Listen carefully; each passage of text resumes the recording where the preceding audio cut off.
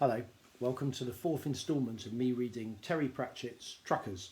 The story so far, if you haven't been following it, is about a group of gnomes led by a gnome called Masculine who are trying to escape from their life in the wilderness and have just found themselves at something called the Store, where they're being greeted by quite a charismatic sounding gnome. Chapter 2. From the Book of Gnome, first floor, verses 12 to 19.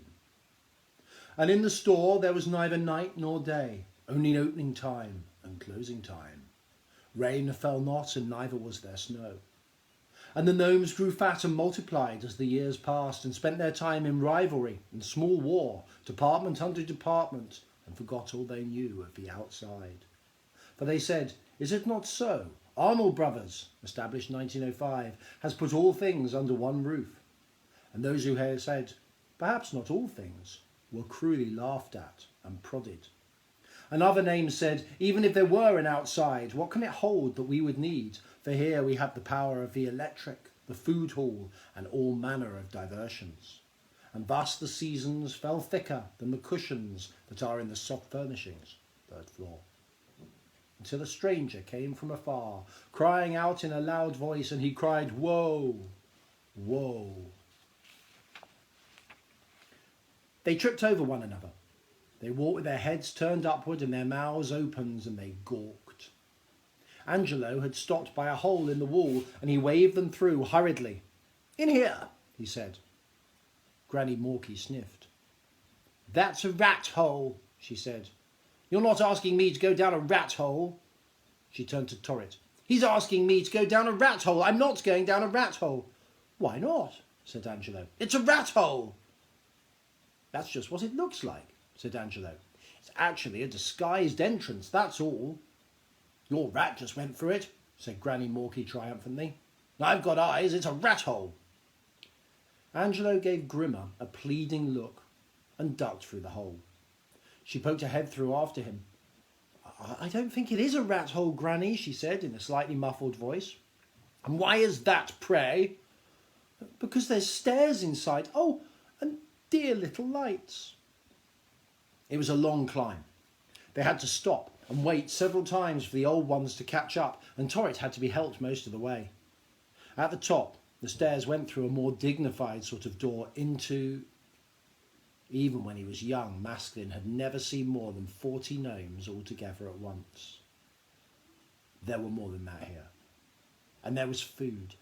It didn't look like anything he recognised, but it had to be food. After all, people were eating it.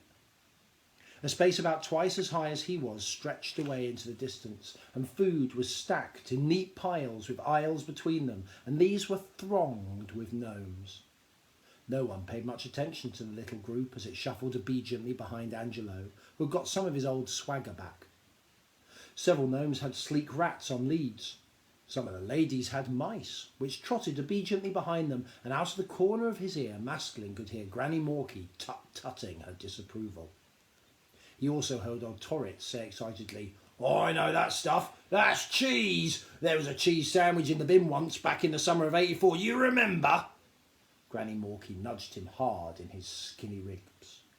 "You shut up, you," she commanded. "You don't want to show us up in front of all these folks, do you? Be a leader. Act proud." They weren't very good at it. They walked in stunned silence. Fruits and vegetables were stacked behind trestle tables with gnomes working industriously on them. There were other things too which he couldn't begin to recognise. Masculine didn't want to show his ignorance, but curiosity got the better of him. "What's that thing over there?" he said, pointing. "It's a salami sausage," said Angelo. "You ever had it before?" "Not lately," said Masculine, truthfully. "And they're dates," said Angelo. "That's a banana. I expect you've never seen a banana before, have you?" Masculine opened his mouth, but Granny Morky beat him to it. "Bit small, that one," she said, and sniffed. "Quite tiny, in fact, compared to the ones we've got at home." "Is it? Is it?" said Angelo, suspiciously. "Oh, yes," said Granny, beginning to warm to her subject. "Very puny. Why, the ones we've got at home..." She paused and looked at the banana lying on a couple of trestles like a canoe, and her lips moved as she thought first. "Why," she added triumphantly, We could hardly dig them out of the ground. She stared victoriously at Angelo, who tried to outstare her and gave up. Well, whatever, he said vaguely, looking away. You may all help yourself. Tell the gnomes in charge that it's got to go on the haberdashery account, will you? And don't say you've come from outside. I want that to be a surprise. There was a general rush in the direction of the food. Even Granny Morky just happened to wander towards it and acted quite surprised to find her way blocked by her cake. Only Masklin stayed where he was, despite the urgent complaints of his stomach. He wasn't sure he even began to understand how things worked in the store, but he had an obscure feeling that if he didn't face them with dignity, you could end up doing things that you weren't entirely happy about. "You're not hungry?" said Angelo. "I'm hungry," admitted Masklin. "I'm just not eating." "Where does all the food come from?" "Oh, we take it from the humans," said Angelo airily. "They're rather stupid, you know." "And they don't mind?" "They think it's rats," sniggered Angelo. "We take up rat doodahs with us, or at least the food hall families do," he corrected himself. "Sometimes they let other people go up with them, and then the humans just think it's the rats." Maskelyne's brow wrinkled. "Doodahs?" he said. "Well, you know," said Angelo. "Droppings." Maskelyne nodded. "They fall for that, do they?" he said doubtfully. "They're very stupid, I told you." The boy walked round Masklin. "You must come and see my father," he said. "Of course, it's a foregone conclusion that you'll join the haberdashery." Masklin looked at the tribe. They had spread out among the food stalls. Torrid had a lump of cheese as big as his head, Granny Morky was investigating a banana as if it might explode, and even Grimmer wasn't paying him any attention at all. Masklin felt lost.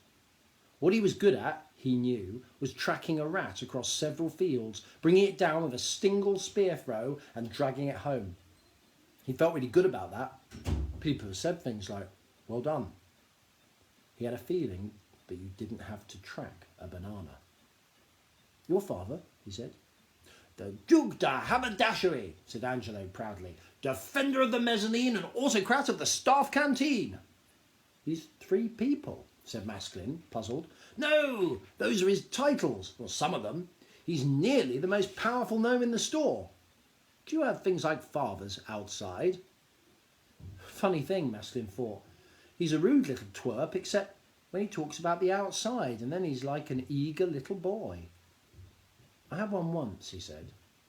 He didn't want to dwell on the subject. "I bet you had lots of adventures." Masklin thought about some of the things that had happened to him, or more accurately, had nearly happened to him recently. "Yes," he said. "I bet it was the most tremendous fun." Fun, Masklin thought. It wasn't a familiar word, but perhaps it referred to running through muddy ditches with hungry teeth chasing you. "Do you hunt?" he asked. "Rats, sometimes, in the boiler room. Of course, we have to keep them down." He scratched Bobo behind an ear. "Do you eat them?" Angelo looked horrified. "Eat rat?" Masklin stared round at the piles of food. "No, I suppose not," he said. "You know, I never realised there were so many gnomes in the world. How many live here?" Angelo told him. "To what?" said Masklin. Angelo repeated it. "You don't look very impressed," he said, when Masklin's expression didn't change. Masklin looked hard at the end of his spear. It was a piece of flint he'd found in a field one day, and he'd spent ages teasing a bit of binder twine out of the hay bale in order to tie it onto a stick. Right now, it seemed about the one familiar thing in a bewildering world. "I don't know," he said. "What is 1,000?